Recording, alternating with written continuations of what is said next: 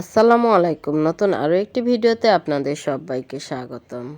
বর্তমানে দেখা যায় এখন যে কোনো বয়সে চুল পাকছে। অনেক ছেলে মেয়েদের বয়স 15 থেকে 20 বছর হতে না হতেই চুল পেকে যাচ্ছে। সামান্য কিছু চুল পাকলেই লোকলজ্জার ভয়ে কলপ ব্যবহার শুরু করে দেন। এই ধরনের কেমিক্যাল ব্যবহার করার ফলেই অল্প দিনেই পুরো চুলই পেকে যায়। আসলে চুল পাকার আদর্শ বয়স হচ্ছে 30-এর ওপরে। 30 বছরের পর থেকে 2-1টা করে চুল পাকা শুরু করবে, এটাই স্বাভাবিক। কিন্তু সে চুল যদি অল্প বয়সে পাকে তাহলে সেটা হবে অত্যন্ত দুঃখজনক। আসলে চুল পাকে অনেক কারণে।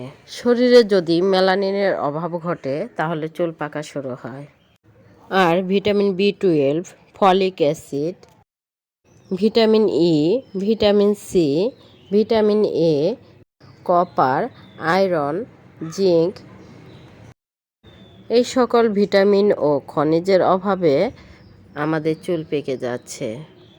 আর সেই সাথে পাশাপাশি রয়েছে বংশগত কারণ, অত্যধিক স্ট্রেসে থাকা, চুলে তেল ব্যবহার না করা, অধিক সূর্যরশ্মি চুলে পড়লে, অনিয়মিত জীবনযাপন, থাইরয়েডের সমস্যা, উচ্চ রক্তচাপ ইত্যাদি কারণে চুল পেকে থাকে।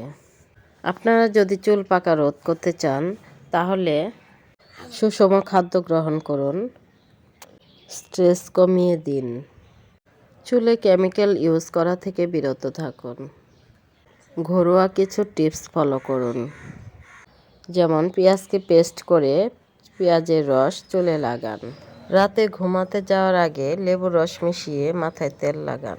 এছাড়াও আমলকির তেল ঘরে বানিয়ে ক্যাস্টর অয়েল যোগ করুন। সপ্তাহে অন্তত 2 দিন চুলে তেল ব্যবহার করুন। সেই সাথে vitamin B12, folic acid, vitamin A, vitamin C, vitamin D, iron, zinc, copper এই ধরনের সাপ্লিমেন্ট গ্রহণ করুন।